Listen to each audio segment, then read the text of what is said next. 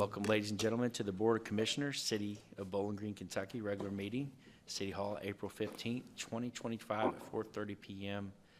We're going to begin with the invocation and pledge of allegiance, and I'm going to turn it over to Commissioner Dana Beasley Brown. Thank you, Mayor. Good afternoon. As you all know, this is Holy Week. Easter is coming Sunday, and so I've invited the children's pastor from my church, Broadway United Methodist, to come and make sure we invite everyone to our Easter egg hunt on Saturday. And thank you so much. Thank you. Mr. Mayor, Commissioners, thank you so much for allowing me to be here this afternoon. If you would, bow your heads and we will pray together.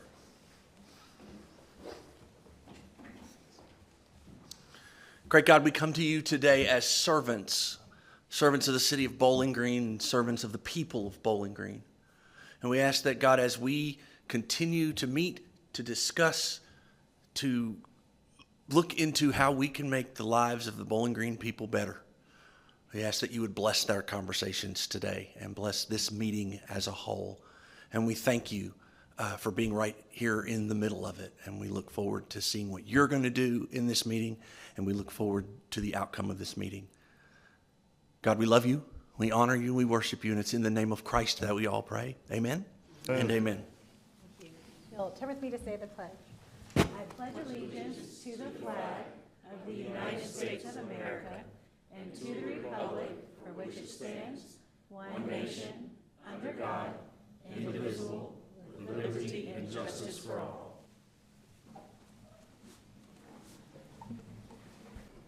Thank you, Pastor. Thank you, Dana Beasley Brown.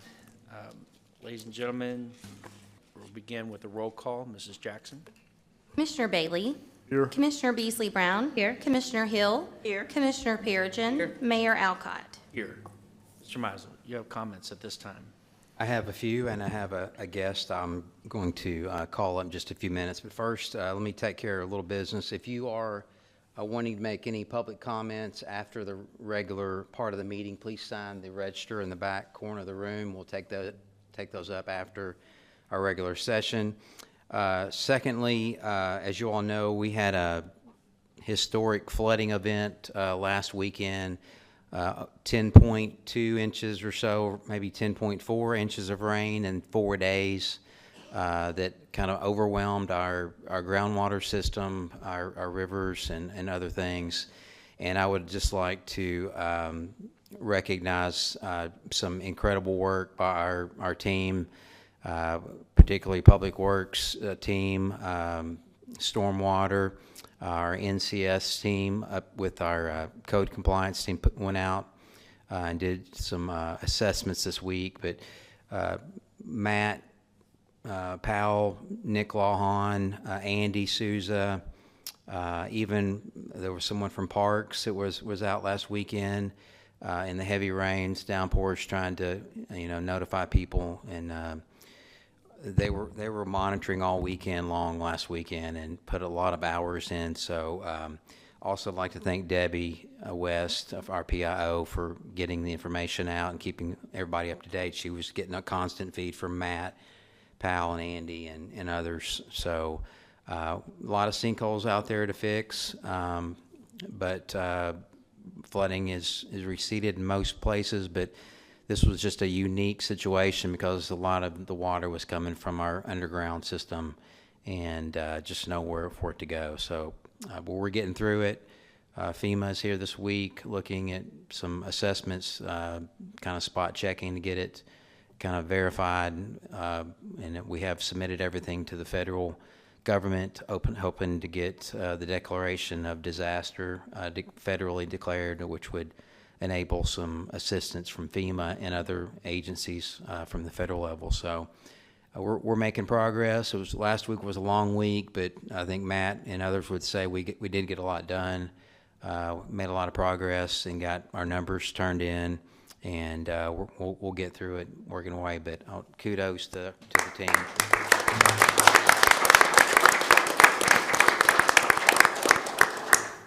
Last item is I would like to ask Jason Heflin, he's with Crowd South, to come up and give you all a kind of a brief update on our Bowling Green Works project that we've been working on in joint with the county over the last 2 years now. And Jason put together a project to date kind of summary for you. And I will hand off to Jason Heflin, CEO of Crowd South. Jason. Thank you, sir.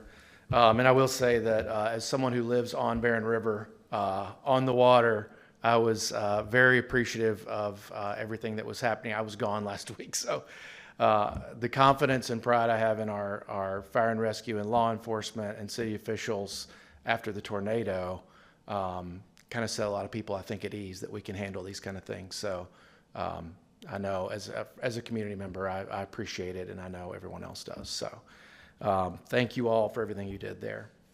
On Bowling Green Works, I'm once again excited to be here to present to you all on this. It's rare in a project that I can say the numbers keep getting better, but they do.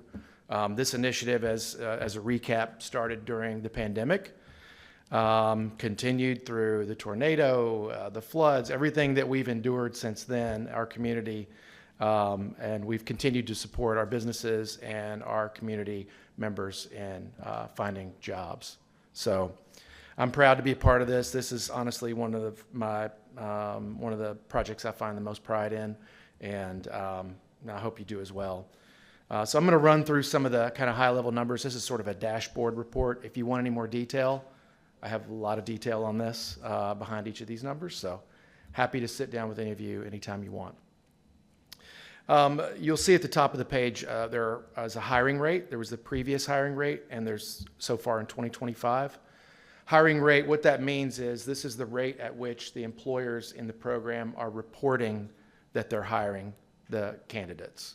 So for every 100 people hired prior to now, 17.6, or every 100 people who applied, 17.6 were getting a job. That number has risen to 25.5. So 1 out of every 4, essentially, applicants is getting hired through the program. And I think that just shows that there's still a massive appetite for workforce in this community. As we continue to grow, we have to keep matching that. If you swing down to the left there on the report, you'll see the total applications sent to employers since the inception of the campaign is almost 23,000, which is a very large number. Again, that hiring rate has changed over time, so the number of applicants hired, we'll get to that in a second. But just in the month of March alone, there were 853 applications sent to employers. And the total jobs filled for the life of the campaign so far has been 5,863 jobs. And we can find that by using that hiring rate and the total applications sent. So it's a simple math problem that we do to get to that number.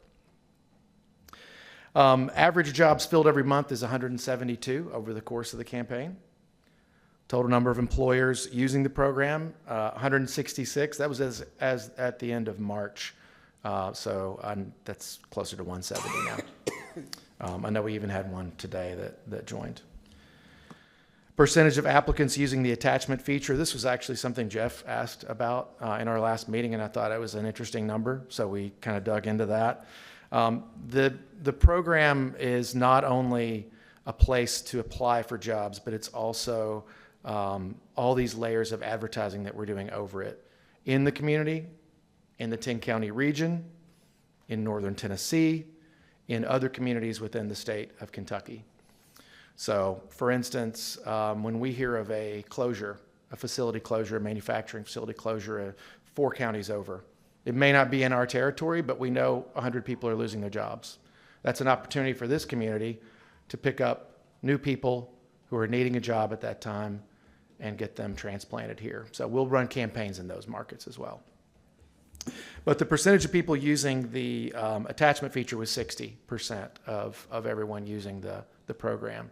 And what that tells us is this is not just for manufacturing and logistics type jobs. It certainly is that, but it's also for professional level jobs that require a resume.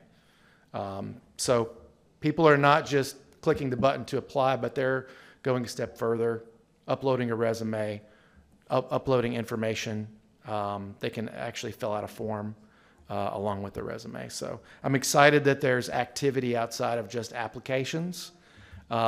We make it as easy as we can. It's a really short form to apply with a business, and then that goes directly to their inbox of the HR manager. However, I'm encouraged that people are going a step further. Another, on the right side of the page, you'll notice the top 20 employers who've received applications in 2025. This is another thing Jeff and I talked about in the last meeting, and I thought it was fascinating to see kind of where people are interested in applying to. This changes over time as we've watched this program develop. It'll lean more professional, it'll lean more manufacturing, it'll lean more construction at certain times. You know, we're getting ready to hit that period of the year. But right now, you can see in that top 20, you've got employers like Fruit of the Loom, Bendix, Bowling Green Warehousing, Graves Gilbert Clinic, Country Oven Bakery. They're certainly taking advantage of it. And the employers who actively work the program, meaning they keep their profile updated, they keep the types of jobs they have open updated, they have by far the best results with the campaign and are in contact with us regularly and, you know, asking what else they can get out of it. So, again, it's rare that you see a campaign improve over time like this one has and mature like it has. But, you know, part of that is the work that's being done, but the biggest piece is the growth of the community. We're just matching the pace is what we're really doing here, is continuing to match the pace of growth. Judge Gorman said earlier today, 3,500 people move here every year. And so that's how many people are going to need a job if they haven't already found one before they get here. So, yeah, I just wanted to kind of get in front of you guys and give you guys the opportunity to review the numbers, ask any questions, set meetings aside if you'd like with me, and we can go through anything that you'd like. We're set, fiscal year, we're set to take a look at renewing this again July 1, so I just want to make sure you guys have what you need for that decision. Thank you, Mr. Heflin. Questions? Fantastic numbers, really, surprisingly. Excited, yeah, it's exciting. I do have one follow-up, Mayor. So the 60%, Jason, is really probably driving the 25%. So those are the ones that are taking the second, third step of the process and really going Yeah, further, you deeper. can apply without uploading a resume. Okay, yeah. So, you know, and a lot of employers don't require a resume. The story that tells to me is the level of the type of candidates that are applying for jobs that would require a resume or they feel might require a resume to give them an edge. I like the fact that they're being active and that they're being proactive when they apply for these jobs. If they were just hitting the button over and over, that would give me pause. So. Do you remember March 2 years ago how many companies initially we had that signed Oh up? gosh, it was probably Well, under 40 50. or 50? Yeah, under 50 probably. That's Yeah. what I was thinking, yeah. So we've been able to grow that at a pretty steady pace. Yep. Just one question, Mr. Heflin. Sir? It looks like that the total applicants is 22, like you said, it's about 23,000. Are they just kind of one person that sometimes they can send in their application multiple times? Yeah, these aren't unique people, it's unique applications. So if Carlos Bailey went on the website and applied for 4 jobs, that counts as an application. My second question is this. Do you know how many applicants are from Bowling Green and Warren County? I know you said that they're looking out from northern Tennessee. They're looking for different places other than Bowling Green. And what is the hiring rate of those individuals that live here? I'll get that for you, but it is overwhelmingly there's a large percentage that's within the 10-county region. A lot of the applicants come from the rural areas. As we all know, this is a hub for economy here, so a lot of them come from this kind of donut of counties around us, and then 2 or 3 counties within northern Tennessee. We do get a small percentage that come from more metropolitan areas like Louisville or Nashville, and we've seen an uptick in the Nashville applications, especially over the last year. So, but I can get you exact numbers for that. Thank you. Yeah, no problem. Mr. Heflin, we appreciate this, but what, if people can understand, is that companies want the ability to be able to hire. And when people are looking at a community to say, how are you recruiting? This is a county and a city joint effort. The fact that over 160 companies, from small to big, you know, companies, I see, if you visit the websites, BG Works, it's very simple to find.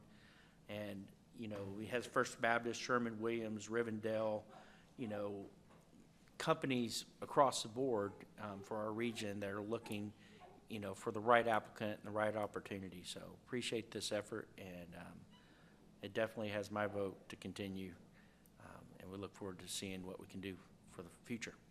Thank you. Thanks for your support. And I do I'm open to any meetings or information you'd like. I'll get Carlos that information in the next week.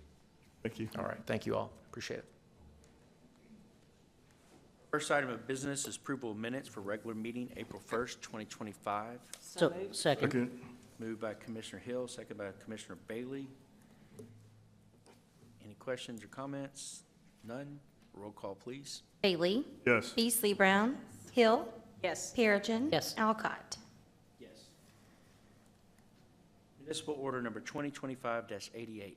Municipal order approving the probationary appointments of Jamison Bartrug, Nicholas Brock, Adam Fitzgerald, Trenton Goodrow, Mark Hargrave, Bobby Alex Lee, Anderson Rio Napier, Dylan Nickel, Mohammed Retta, Elijah Smith, Emma Watkins, and Evan Webster to the position of police officer in the police So department. moved. Second. Moved by Commissioner Perigin, second by Commissioner Beasley Brown.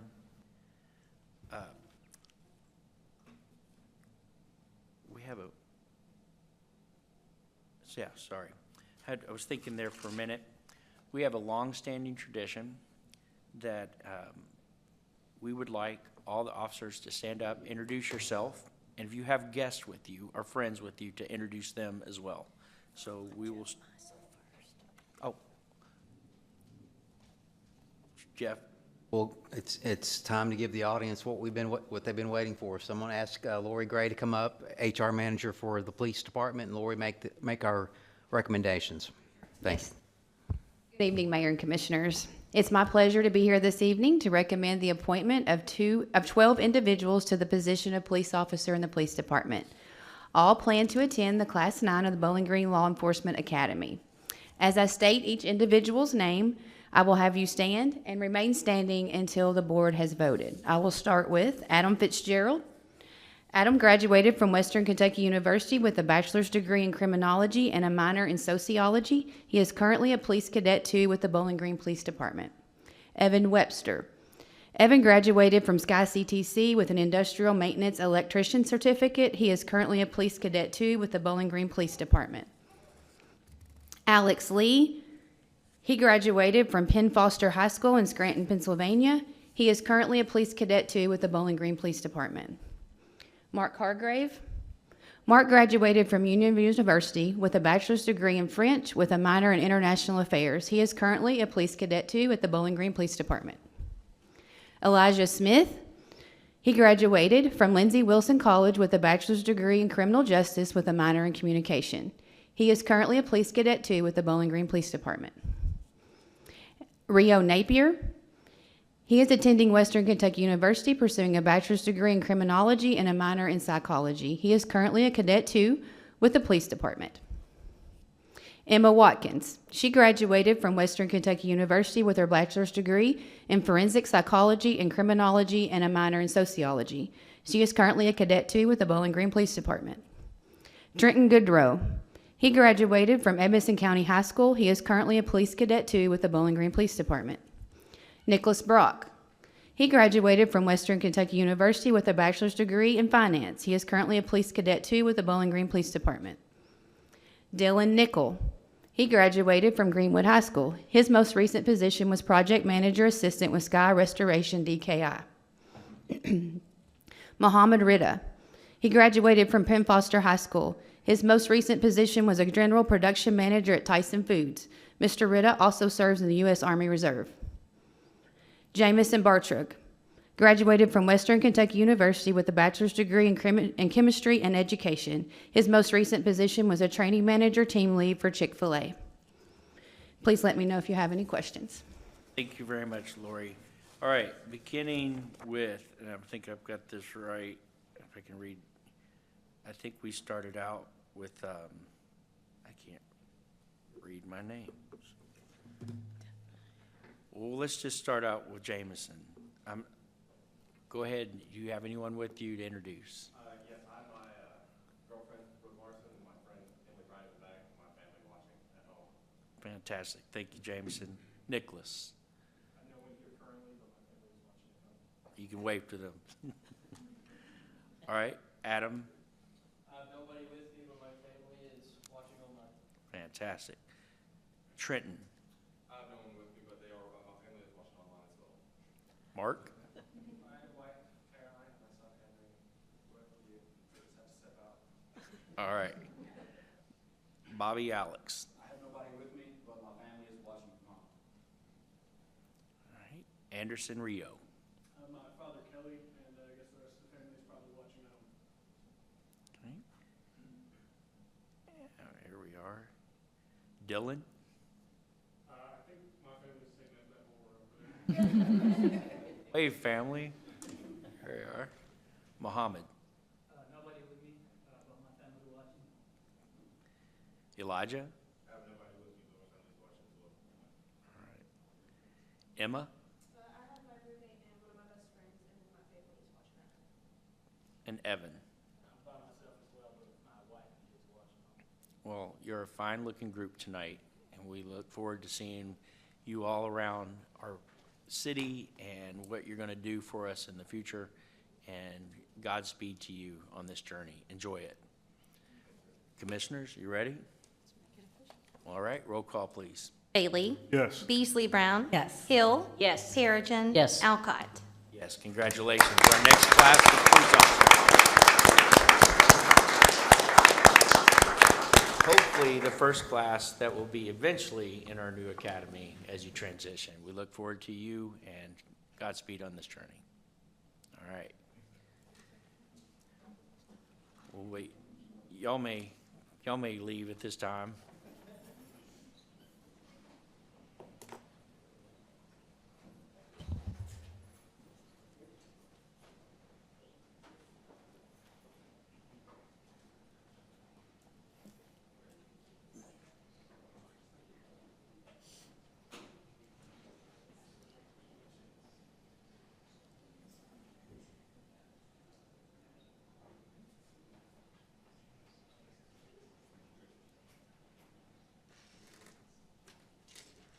Next item is municipal order number 2025-89. Municipal order approving the probationary appointment of Casey Johnson to the position of landscape gardener in the Parks and Recreation Department. So moved. Second. Moved by Commissioner Beasley Brown, second by Commissioner Bailey. Mr. Mizel. I'd like to ask Tiara Britt, our HR manager for Parks Department, to come up and make this recommendation. It's due to a vacancy, resignation, actually. So, Tiara? Evening, everyone. Pull this up a bit. We would like to make a recommendation for the landscape gardener position. As Mr. Mizel said, it was due to a resignation. We had 50 applicants received, both internally and externally. And we'd like to make the recommendation for Casey Johnson. He's not here with us tonight, but he has been with Parks and Rec since August of last year as a landscape helper. He has an associate's and a bachelor's, and he has over 10 years of experience at Western Kentucky University on the grounds crew. So he used to do the exact job that he's doing now. So a lot of experience, and he was ready to rock and roll. Thank you, Tiara. You're welcome. All right, any questions? None, roll call, please. Bailey? Yes. Beasley Brown? Yes. Hill? Yes. Perigin? Yes. Alcott? Yes, congratulations to Casey.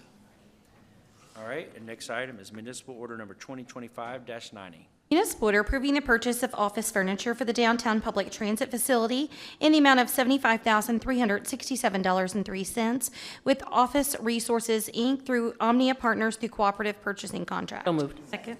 Moved by Commissioner Perigin, second by Commissioner Beasley Brown. Mr. Mizel. As you all know, we've been working on rehabilitating the transit center down on the corner of Center and 11th. I think it's nearing completion. Before you tonight is a need we have for some furniture and furnishings of that building, that office, for the public transit center headquarters. And so they found what they needed out on the Omnia Partners purchasing agreement option, and would ask your approval to move forward with the purchase of this equipment. It's all being covered with transit grant funds, and Brent Childers, Nick Cook, I believe Tim McCorder is here as well to answer, our transit manager, to answer any questions you might have on this item, but recommend your approval. Mazel? Questions or comments? Okay. Will there be a, Brent, will there be a grand opening or ribbon cutting coming up on that, or am I, Yes, spoiler alert? once we have furniture. Okay. So this will help us get there faster. Thank you all. Questions at this time? Roll call, please. Bailey? Yes. Beasley Brown? Yes. Hill? Yes. Perigin? Yes. Alcott? Municipal order number 2025-91. Municipal order approving the purchase of shelving for the Public Safety Training Center and Fire Station Number 5 in the amount of $128,822.94 with Patterson Pope, Inc. through Sourcewell Cooperative Purchasing Contract. So moved. Second. Moved by Commissioner Hill, second by Commissioner Bailey.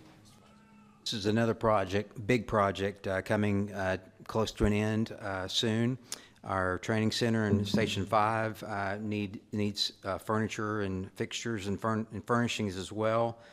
We found what we need out on the Sourcewell Cooperative Purchasing Agreement, and total on this one is around $128,000. And Lieutenant Colonel Penny Bowles is here, can answer any of your questions on this purchase, but recommend your approval to furnish this center with shelving and some other fixtures as needed. Mazel? Thank you for putting together this purchase order and being here, Penny. I see the chief too. Thank you both. Questions at this time? None. Roll call, please. Bailey? Yes. Beasley Brown? Yes. Hill? Yes. Perigin? Yes. Alcott? Yes. Ordinance number BG 2025-5, first reading, non-binding. Ordinance annexing property by consent. Ordinance annexing a total of approximately 5.0269 acres with property located at 5165 Scottsville Road, with property presently owned by Greenwood Baptist Church of Bowling Green, Kentucky, Inc., with said territory being contiguous to existing city limits. So moved. Second. Moved by Commissioner Perigin, second by Commissioner Hill. Mr. Mazel. We were approached from Greenwood Baptist Church for an annexation out there on Scottsville Road, just a little over 5 acres near Greenwood High School, and this is a voluntary annexation, and requesting your approval to approve it. Brent Childers and Hillary may have worked on this and put it together, but can answer any questions. And this was run by the county, and the county approved it, and all that's good too. Well, they don't have to, but I didn't know what the new rules were, but They on they were put on city it. sewer? I think so. Yeah. Still on sewer. This is an older parcel. It's been out there, and the church approached us about annexing into the city. They wanted public safety services in case there was an incident or something happened to the church. They wanted the fire department, they wanted the police department to be the responding agency. They're looking at doing some additional expansions to the church too. So as they make that investment, they want to make sure that they could protect that investment with our public safety resources. That was the main driver for this. Thank you, Brent. Thank you for working on this too. County hasn't, they don't have to approve it. We've given them notice, and I have not heard from them yet. So if we do, then we'll just have to do something, follow the statute as far as occupational taxes, but it's a very small amount. Questions? Roll call, please. Bailey? Yes. Beasley Brown? Yes. Hill? Yes. Perigin? Yes. Alcott? Municipal order number 2025-92. Municipal order ratifying execution of declaration of a local state of emergency related to the flooding event on April 2nd through the 7th, 2025. Moved. By Commissioner Hill, second by Commissioner Beasley Brown. Mr. Mizel. As I mentioned earlier, last weekend was busy, and we needed to do a declaration of emergency last Sunday, and so this is just to ratify that action. The county did one as well the same day, and we just need your approval, make it official. Appreciate this. The last time we did this was aftermath of the tornadoes, and, you know, it was a united declaration by the county and the city, and again, this was just a little bit, they were a little bit ahead of us, but we were right there, and appreciate the recommendations I had from Public Works, from, you know, the entire team that was out, and also from Emergency Management. Everybody was like, yes, this is the right thing to do, and appreciate the efforts to put in this. Okay, any further questions? Roll call, please. Bailey? Yes, but I was just going to say that I appreciate everybody as well. We know how hard it can be, especially with like the flooding. We always heard it's going to be like 100-year flooding, but I don't know if that's 100-year flooding is 100-year flooding anymore. But the one thing that I've seen about Bowling Green since December 2021 until now is that when there's disaster, we come together, and that's always good. So I thank you to the first responders, Public Works, Matt Powell, the emergency management, because if it wasn't for you guys, it wouldn't help out our city. And we know that we're built on karst topography, but I really appreciate everybody that has come together. Our mayor that was there during this whole time. I know I was on spring break with my kids when it happened, but I appreciate and thank you guys for just being there, because it shows you what we are as a city. And when disaster happens, we come together. Mayor, I failed to recognize our police and fire departments as well. I think fire department pulled 7 or 8 cars out of deep water. Police department were out patrolling, trying to keep people from going into deep waters on roadways, obeying the roadblocks that Public Works had put up. And so we appreciate their support and their enforcement and rescue efforts as well. So like I said, it was very much a team effort, multiple departments coming together, county as well, county Public Works and county stormwater, emergency management, sheriff's department. Everybody played a important role and worked together, and it was a great team effort. So thank you. Further comments? Roll call, please. Bailey? Yes. Beasley Brown? Yes. Hill? Yes. Perigin? Yes. Alcott? Yes. Municipal order number 2025-93. Municipal order approving the appointment of Angie Basham to the Housing Authority of Bowling Green. So moved. Second. Moved by Commissioner Hill, second by Commissioner Bailey. This is a new appointment member.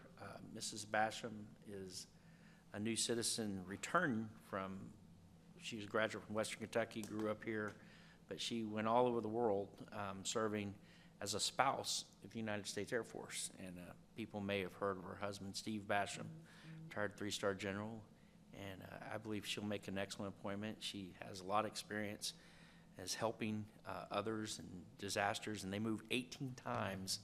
And so she did a lot of spouse programs and was a key spouse for several installations that she served at. And so I recommend Ms. Angie Basham to this position. Okay. Roll call, please. Bailey? Yes. Beasley Brown? Yes. Hill? Yes. Perigin? Yes. Alcott? Yes. Municipal order number 2025-9. Municipal order approving the reappointments of Russell Brown, Gregory Seaton, and John Williams to the Urban Growth Design Review Board. Moved. Second. By Commissioner Beasley Brown, second by Commissioner Hill. Uniquely, these positions require several prerequisites, like being an architect, being a citizen. They not easy to find. I'm always looking for new candidates, but they're willing to serve, and I was having a difficulty finding replacements, or if there were replacements, but they are willing to serve, and I recommend their continuation for this board. Okay, roll call, please. Bailey? Yes. Beasley Brown? Yes. Hill? Yes. Perigin? Yes. Alcott? Yes. Municipal order number 2025-95. Municipal order approving the appointment of Thomas Dooley and reappointment of Sandra Franklin to the Hobson House Commission. Second. Moved by Commissioner Hill, second by Commissioner Bailey. Franklin is willing to continue to serve, and I talked to the members of the Hobson House, and they really wanted to keep her. Mr. Dooley is a new appointment. He is has a Juris Doctorate from Samford University, and vice president, and was the deputy general counsel at Fruit of the Loom, and he has been a volunteer out at the Hobson House and a good member, and he would like to serve, and I recommend him for this board, and also the reappointment of Ms. Sandra Franklin, and thank you for her service. Okay, roll call, please. Bailey? Yes. Beasley Brown? Yes. Hill? Yes. Perigin? Yes. Alcott? Yes, municipal order number 25-96. Municipal order approving the reappointments of Dr. Dan Myers and Jill Price to the Bowling Green Audit Committee. So moved. Second. Moved by Commissioner Perigin, second by Commissioner Bailey. These two members have been serving, would like to continue to serve, and interestingly enough, it's hard to find people that want to serve on an audit board. However, they have been serving proudly, and I recommend their continuation to serve on this board. Okay, roll call, please. Bailey? Yes. Beasley Brown? Yes. Hill? Yes. Perigin? Yes. Alcott? Yes. Municipal order number 2025-97. Municipal order approving and authorizing out-of-town travel expenses for Commissioner Sue Perigin to attend the Kentucky League of Cities City Day, City Night, and Board of Directors meeting in Frankfort, Kentucky. So moved. Second. Moved by Commissioner Hill, second by Commissioner Brown. Mr. Mizel. For ordinance, anytime you all travel or I travel, needs approval by the board. This is just a routine trip that Commissioner Perigin took to KLC City Day night, and as well as a board meeting for KLC, and everything is good to go here. Everything was reconciled by finance. Katie's signed off on this as well, so request your approval. Also, in addition, thank you for going, but all board members, we have with the budget to do this. Highly recommend if you can. I know we're all working commissioners, but if you can go up to Frankfurt to meet with their legislators and to see, how the sausage is made, absolutely take that opportunity if you can. It helps us as well because when we call, they answer, and it's important for us to have that working relationship. So thank you, Sue. Welcome. It was great. Very, very worthwhile.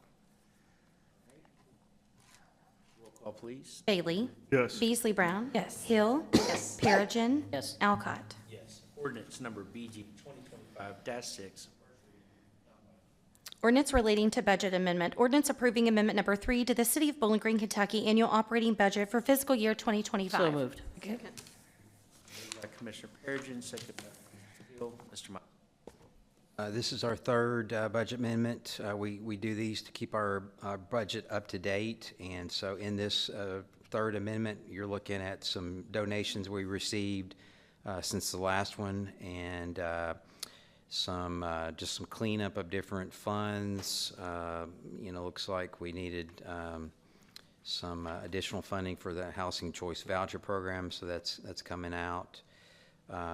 Some attorney fees for the opioid settlement fund, the Better BG setup that we received a donation from the Duncan Hines Days on that one that we're running through here. Needing some additional funding for 800 radio operations fix for one of our towers that needs some work. And that's pretty much it. Katie Schaller Ward, our Assistant City Manager, CFO, can answer any questions you might have on this third amendment. And we're probably looking at one more, probably end of June as we end the fiscal year. Request approval for this one. Mizel, pay of donations for our city. happens. Comments, questions?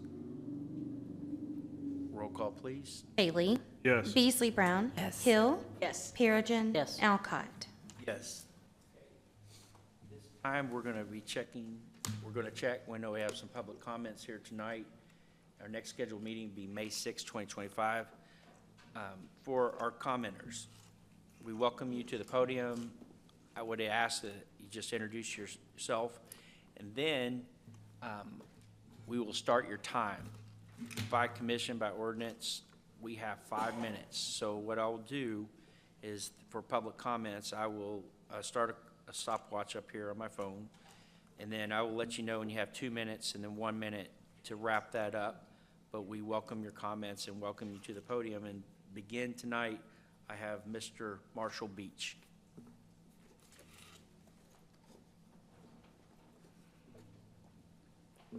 So, Mr. Beach, you'll be the first one out of the gate, so if you'll show everybody, just introduce yourself, and at that, you can start your comments, and I'll start the timer when you're ready. My name is Marshall Beach. My wife, Kimberly, live at 1231 Cave Mill Road. And Mr. Meisel, Richard Rector said to say hi to you. Anyway, with that said, we were affected by this recently flood. Water got into my house up to about a foot in the main areas and about 2 foot in the lower areas. My garage was about 5 foot of water in it. I don't know if you know where 1231 Cave Mill Road, we're right across from Massey Springs. With that said, I also operate my Hog Wild Barbecue food trailer business out there. Been impacted real bad with it. I lost all my generators, my lawnmowers, all that because they were in the garage. And the sad part about it is my insurance is not going to pay because I didn't have flood insurance. But with all that said, me and my wife, we're trying to come through this. My floors in my house, they're all bucked. It's a hardwood floors. I think they were put in about 7 years ago after the other flood, or maybe 8 years ago.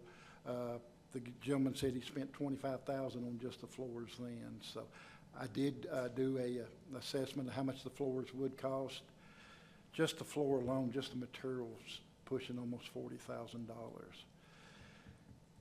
I'm in a predicament that unless I get help from FEMA or something, I don't know what's going to happen. The serious issue about this, we have a major road that's going to be widening coming through there. I had the privilege of the mayor coming out and looking at my property and seeing where the water was. This house has happened twice over the last 15 years. I can't go through it again. I don't know what to do. I can't afford what the insurance they want for flood damage. They've already denied my claim, Farm Bureau. But with that said, I'm kind of at y'all's mercy. I would like, since they're widening this road, I would like to sell this property to the city. I think it would be in y'all's behalf for the future that you would not have to go through this again with the flood coming through there. I don't want to sell this house. My wife loves this house. Hurts my heart every time she cries. And I'll try to get through this just because I think of her. I'm a loss for words what this tragedy have did for me and for other people in this city. I look for the city just to give me some kind of encouragement, some kind of reasoning behind how do we solve this problem for it to never happen again. But with that said, like I said, there's other people here in the same predicament I'm in, and I feel so sorry for you guys. As a businessman, I'll make it somehow, some way. but I don't know what I'm gonna do about my house, right now. But I can't take a beating on the house as far as selling it at, you know, cheap. I have a mortgage on it like anybody else. But I've got to do something, either sell the property to the city, try to go to the bank, repair this house or something. It's gonna be an extensive project for me. But with that said, like I said, I'm kinda at y'all's mercy, what y'all wanna do with this property. It would make a great place to put, with the field next to it, a great place to put a retaining for the water to go to where this never happens again. Thank you for your time. Thank you, Mr. Beach. I have David Williams. I believe I have that. Mr. Williams?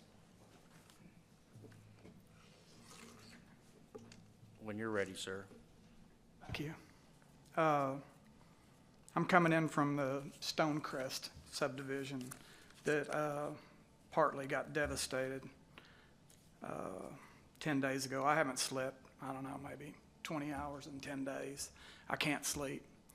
I fall asleep for about an hour and then I wake up thinking about our situation. The parcel of land that was right next to our subdivision that got approved to be developed 2 or 3 or 4 years ago, I'm not sure. We tried to say, no, this isn't a good idea, because that parcel of land held just an immense amount of water during a hard rain, during a multi-day hard rain. And that's all gone now after being developed. I'm pro Bowling Green. I've been here since '88. I love the city. I love my home. Love the county. But everything's, I don't know if y'all saw and I'm trying to hold it together too. I don't know if y'all saw the Nico Beeson drone flight over our subdivision.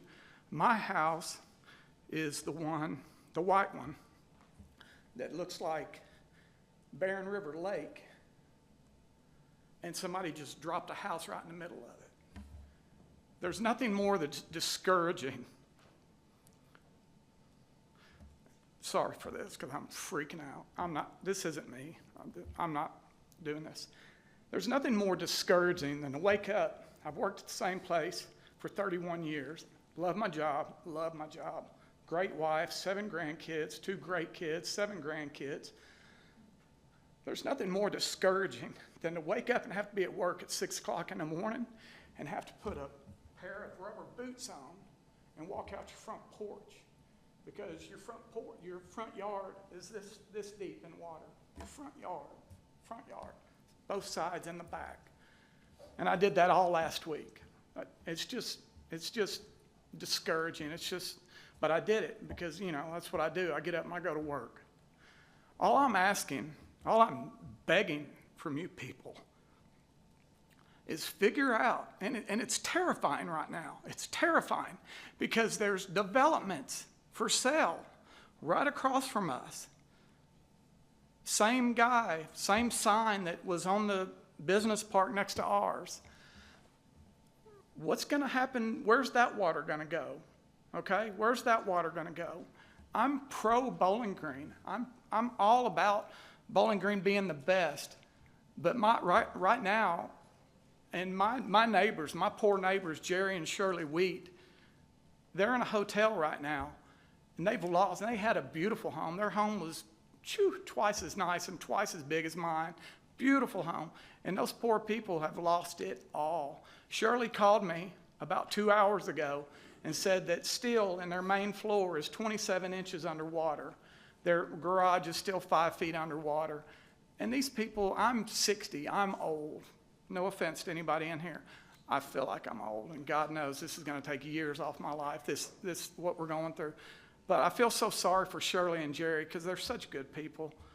All I'm asking you people, the development is on the city. We're in the county. I don't know what that matters. I asked a certain person, and I hope I don't get you in trouble. Where'd he go? Where is Andy at? Mr. Souza is right there, and sir, you're build approaching a minute. Okay. Okay, build a 20-foot waterproof wall in between our subdivision and I know that's not realistic, but we need a miracle, because our subdivision, look at what it said. We had a hard rain we had a terrible event back in 2010. Nothing, not even close to what we're in the middle of right now. And that's all I'm asking. I'm asking for y'all's help to do something. And all these developments on Russellville Road, all these developments, where's their water going to go? Is it just going to come down to us? Because that's not going to help us. That's just going to exasperate our situation. Okay? Thank you, Mr. Williams. Next, I have Joe Mallett.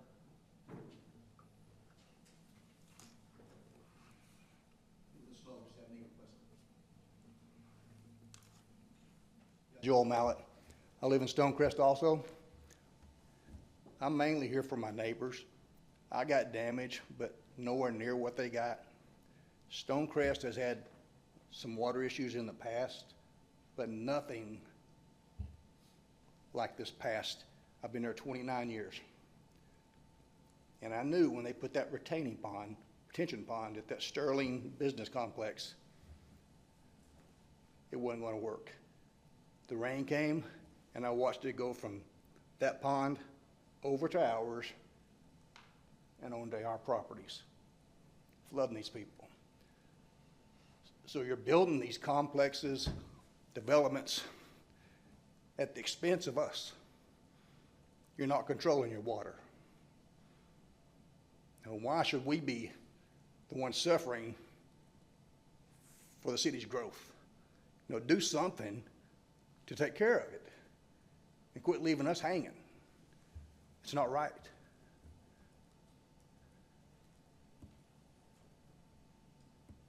I mean, put some thought into where the water's going to go. I mean, these people are losing their houses. I just had 2.5 feet in my crawl space, just took care of heating and air ducts and stuff like that. But, I mean, their houses are ruined. I mean, how are you supposed to sell your home when this is the history it's got behind it? And it just keeps getting worse. I just ask that you do something to fix the water issue, please. Thank you, sir. That's all I got.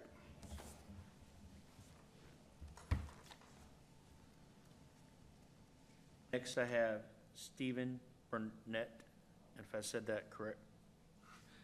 If I messed that up, please correct me. There, my name's Stephen Burnett. I live in Stonecrest also. I didn't lose anything, but I'm here to support my neighbors also. I haven't lived there 20 years like they have. I've lived there 10 years, and I've just seen it get worse and worse. We all came down here. This was the city, county planning board was up here, wasn't you guys? But there's about 100 of us here. We're like, hey, now, when they developed this, they took away a huge water retention area for our subdivision, and now look what we got going on. I mean, I'm not trying to be mean to you guys. I mean, I know you're elected officials, but we tried to warn people about this, and when we feel like, I think a lot of us feel like that the people were sold out because there was a buck to be made here for these developers. If that makes sense? So what I'm saying is, let's try to get this water issue fixed so these people aren't saying, hey, I've got 6 feet of water in my house. You know what I'm saying about that? I mean, my house sits high enough that I'm probably not going to have this problem, but I'm here to support them, if that makes sense. And of course, as an elected official, I'd be thinking, well, it was a record rainfall, blah, blah, blah, right? You're thinking, and it was 2-3 inches, it's only supposed to be 7 inches. We got 10.1. But keep in mind that in the past, Bowling Green used to flood real, real bad, like pre-1960. But they built a dam above us to try to fix it. So what I'm saying is, like, let's just not write it off. Let's try to do something, okay? I appreciate it. Thank y'all. Thank you, Mr. Burnett. And I have Juan Fuentes. And Juan Fuentes. Me and my wife been married for 18 years. So we had a dream to work hard and buy a rental property, and we were able to make that dream and buy our rental home back in May of 2023. We put our savings into it. So we rented the house in June 2023. I get a video from our tenant on June 2023. July, I'm sorry. The house looks like a lake, like he's got a lake view. And I'm like, what's going on? So we have a city drainage in the back and the front. It's not draining properly. So it messed up our air ducts and our HVAC blowing motor. So the following year, July 2024, same scenario, same everything, air ducts and air motor. We had to change it, the inconvenience to the tenant. So with this rain, obviously we don't have control of it, but I feel bad for everybody else because I know that some of them had lost their entire homes. But we have an issue at our property that it's an ongoing every year since we purchased it. So now we have same scenario, it's still getting fixed right now as we speak. And I think that it's gonna happen in July again because it has happened the last 2 Julys. So every July, we're expecting it already, but it's really stressful to us because it's really inconvenient for the tenant. It's costing us. The tenant wants to move out. Anybody else that moves in as a tenant, they're not gonna wanna stay there for too long once they see and find out about the issue. And it's not like we can just be like, you know what, let's put it out for sale. You know, we can't sell the house with that type of issue. Let's see. So we did try to get flood insurance for the house, and the insurance won't give us a coverage. So it's not something that we don't want to do. It's just everyone that we call, I guess they know about the issue or something's been said in the past, but we can't get that. And I'm just here to ask for help, just to try to get some kind of help, you know, just, it's stressful every year. Since we haven't owned it, it's 2 years, but this is 3 times it has flooded. The second time it actually flooded our tenant's car, which for the inconvenience of it, I gave refunded some of the rent money to help them out with that. So we're in a bad situation because we put our savings into it. And for our dream, you know, we worked to get a rental house and we got it, but we're dealing with this problem now. Okay, thank you. Okay, that's all I have. Mr. Mayor, Gary Chapman's on there. I think he's getting. I apologize. Was that Come on up. Mayor? No, it wasn't. I apologize. I see how it is. Mr. Mayor, thank you so much. I'm Gary Chaffin. It's weird being on this side of the microphone. As you guys know, I am on the Warren County School Board, but I do live at 185 Hearthstone Circle. I've been there 30 years now. And you've heard several folks talk about it already. I do have definitely some insight, not just because of, you know, what I do here in Warren County, but my day job as well. You know, nobody knows that development is needed, especially for housing, as much as I do in Warren County, because we're growing at 400 plus kids a year. I understand that, I get that. But the oversight was very lacking on this project next door to us. They were terrible neighbors. We fought dust for 2 years. We approached them, we called the city, said, I'm sorry, we don't have water. So now we have their water that they didn't have. The 10-inch rain that we had a few years ago did not do nowhere near this damage that we had. And if you would say the engineering part of it, I spoke to Andy earlier, you know, how it's engineered for 7 inches versus what the county does. Well, obviously 7 inches wasn't enough engineering.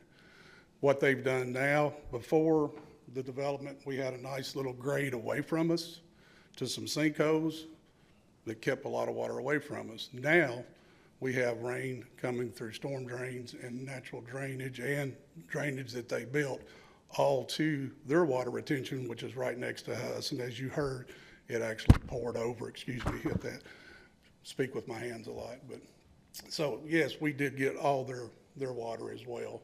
So the engineering part of it was definitely an oversight. But as far as the construction project, it was very poorly run. I personally knew the superintendent for the company and had many conversations with them. They encroached onto further than they were supposed to on our property. They actually took out some fence rows and they were supposed to stay so many feet off. I think it was 50. All the trees that were in our fence line that they were supposed to leave are now dying because they destroyed the drip lines. Like I said, I made personal phone calls to the city about the dust. They said, you need to call EPA. We can't do nothing about it. So we lived with that for two years. And now, like I said, the water issue has never been this bad. Yes, we had some issues when Greg Gary developed us. I know he quadrupled the size of the water retention, and it did help. When we had the 10-inch, the Wheats that were mentioned did have some issues. Nothing like what they had now. It's unbelievable. You know, hundreds of thousands of more gallons of water are pushed our way now. And I think what I would say is the oversight definitely needs to be better on these developments. We've lived it firsthand now. Of course, you see what happened below us in the Weatherstone. I feel for those people as well. But, you know, when I point blank asked the guy, well, you said you were going to help our situation. What have you done to help us? And he said, well, I'm not sure, but somebody knows. But I said, well, I know, and I'm looking at it. You haven't done anything to help us. You've just pushed more water our way. And now we're seeing the results of that. But I appreciate your time this evening. Like I said, we understand development, but we also understand that the sanctity of our neighborhood. I've been there 30 years, and these people that have been affected are good friends, are people that we've lived with for years. And it's tragic that a development has made this happen. And I believe that, not only personally, but in my professional opinion, what has been done has damaged what's there. Thank you for your time. I appreciate you. And I'm not going to hold any grudges since you skipped over me. You probably couldn't read my writing, right? Thank you for your service on the Warren County Public Yes, School sir. Board. Thank you for your time. Thank you. Ladies and gentlemen, if there anyone else, I apologize. Sorry, Mr. Chaffin, I did not mean to skip you, but I did. That was not intentional. Thank you for those that are speaking tonight on behalf of neighbors, those that are hurt. Something that, Jeff, we all learned during the last FEMA is that, and I'll state this for you, Juan, when FEMA's declared, let's say we believe it is gonna, the declaration by the president, we found this out, it does not help out renters or homeowners that rent. I want you to be aware of that. It's nothing that I can control, but because me, you know, living in that home, you're affected by that home, and you feel the hurt to that natural devastation. But I will say that on behalf of our public works, they built roads. They were mitigating to try to keep people. And our first response is to help people not to go into flood areas and to be able to get to their homes, and that happened across the board. Now we're looking at this holistically at a greater issue because we are a fast-growing community, and we're making tough decisions for stormwater as we speak. That will cost homeowners more money, and it's increases in cost. And be able to help out, because the number one goal and number one dream, which I think we all believe in, is to own a home and to be able to have a home. And we want to invest in that future for our community. But as you're the fastest growing community, you have to make tough decisions and tough choices, and it costs. and it's not cheaper than it used to be, but it's the cost of today. But we are looking at this where we hear the ask. We know that the county and the city grows together. There's a reason why we have a joint city planning authority. And, you know, this flood that happens, I will tell you this, and I know homeowners that have had lesser floods and they've had water at their back door tipping in. And I've talked to those homeowners and they didn't have the close proximity of the water hitting this. In this last one, we saw areas that were not flooded, that weren't previously flooded before, and we saw areas that previously always flooded that didn't flood the same. And so there is some uniqueness of the water that backed up, and there is what we understand, Matt Powell explains to us, impervious subsurfaces or surfaces, which means that every time you build a road, every time you build a home, that water is displaced into new ways of water management and mitigation. And you can't build a perfect world, but we can build a better world. And so we're trying to understand that and where to put our investments as a whole. And it's not just a one decision. It's, you know, looking to our professionals to help us mitigate and understand that cost and where best to build and which homes are deemable, maybe not to live for the future. And so as we as commissioners make a decision for the entire community, those are all things that we're trying to understand. And we were in this process before this happened. And we're going to use the lessons that we learned from this recent flooding and the one that happened February 15th to be able to help mitigate a way forward. Commissioners, we don't talk to individuals, but we can talk to the community. Yeah, I was going to ask City Attorney since it's not on the agenda and we didn't publicize this topic, what is the protocol in terms of our being able to respond or ask questions? Well, it's a regular meeting, so you can talk if you choose to. There's not something to vote on, but you can address and make comments if you choose to. The mayor was right, I guess, about like the homeowners, but I will tell you this. So I'm an attorney by trade. And in 2021, during the tornadoes, the gentleman and his family, they lived in an apartment. And I did pro bono work, which is for free. So we kept, and this gentleman ended up getting a house because I told him he should apply, and it was one for the Habitat for Humanity house.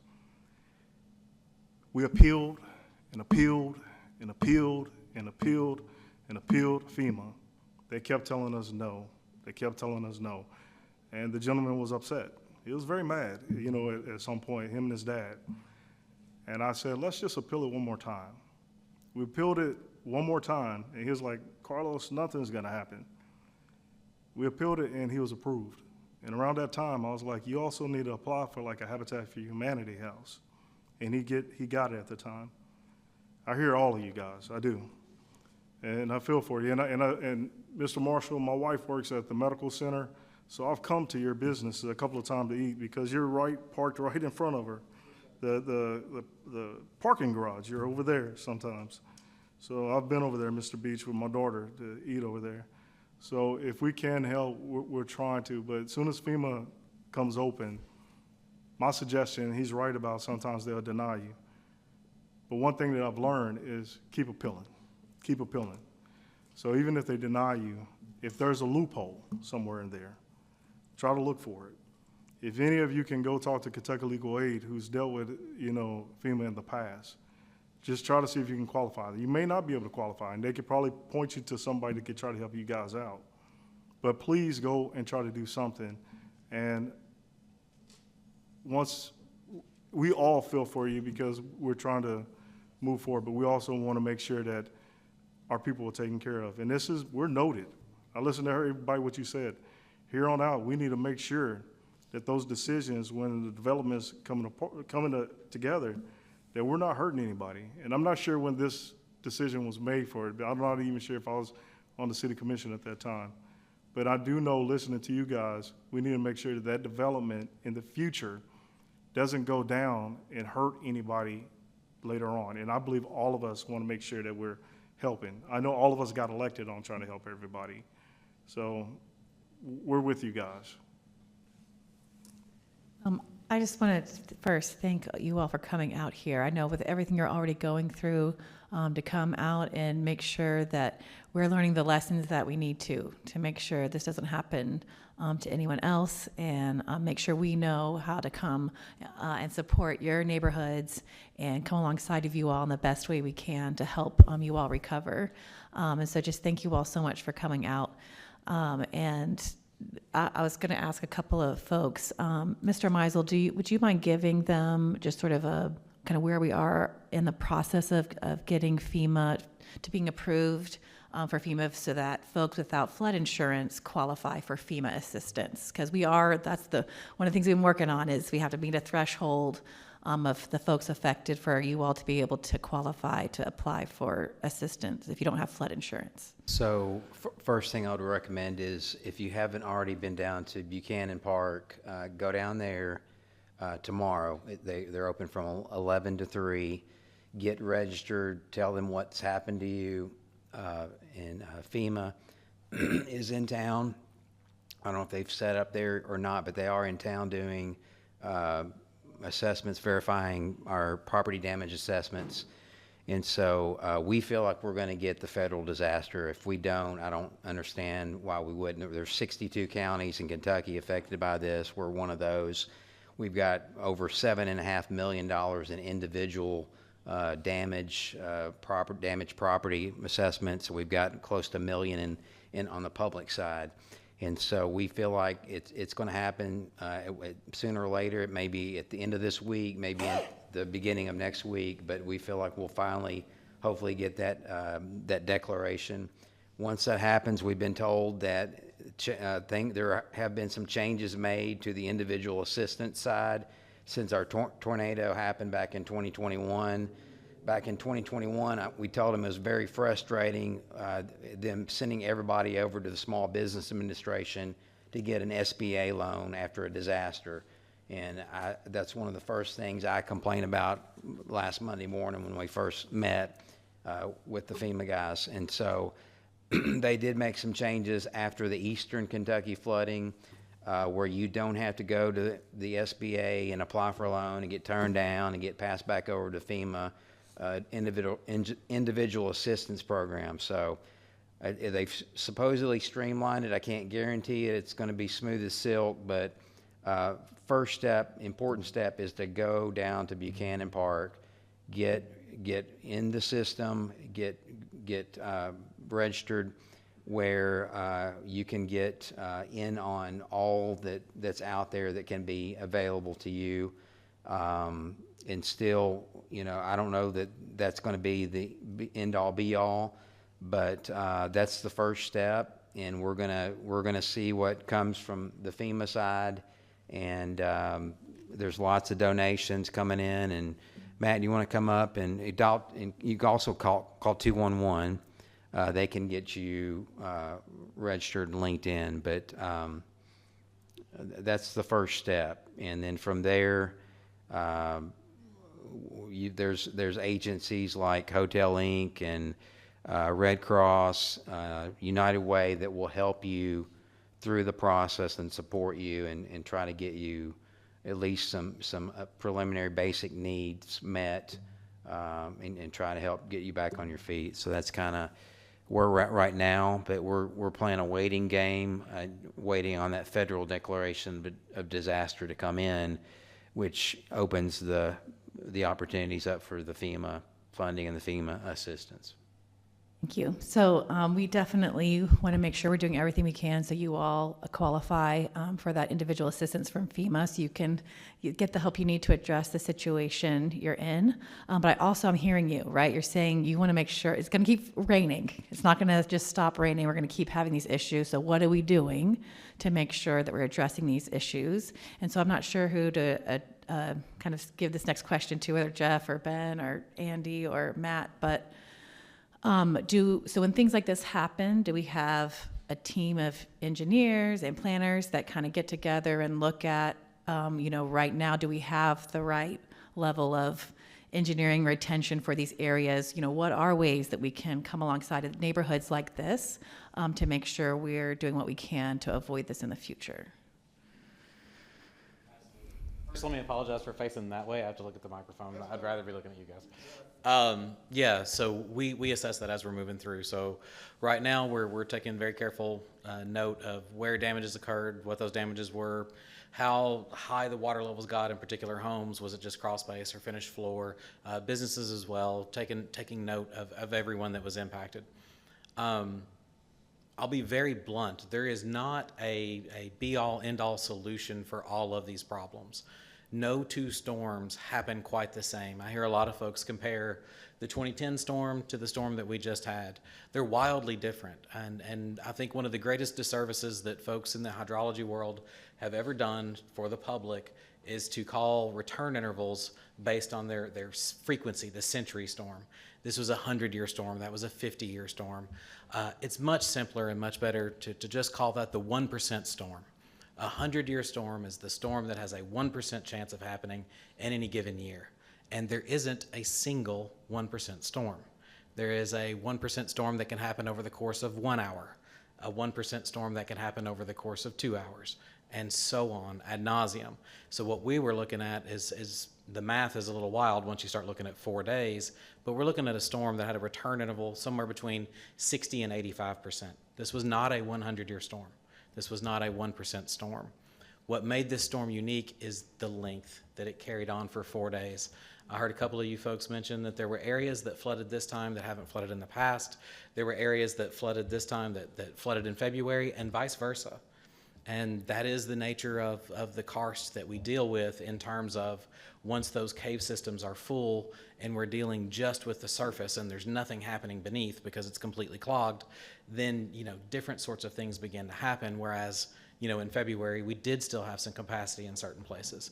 The root answer to the question, though, is yes. We're looking very carefully at where things happened. We're trying to find out why those things happened, and we're evaluating, did we miss following any of our own rules? Are our own rules insufficient? What is it that we can do to be as protective of this community as we possibly can moving forward? What retrofits do we need to do in particular neighborhoods to ensure that they're not exposed again? And honestly, there are going to be some areas in which we have to come to you guys and say, the costs to eliminate all future risk are whatever that number is that is so high that it's undoable. I think Mr. Williams acknowledged earlier that a 20-foot wall between those two properties might solve the problem. It creates a lot of other problems, and there's an expense associated with it. So there is an extreme where there is no return on the investment at that point. Does that answer the question? So I guess how long does that assessment take, and when might we have some data or some solutions or things for y'all to present and for neighborhoods to kind of learn about some things that might be happening to help the situation in the future?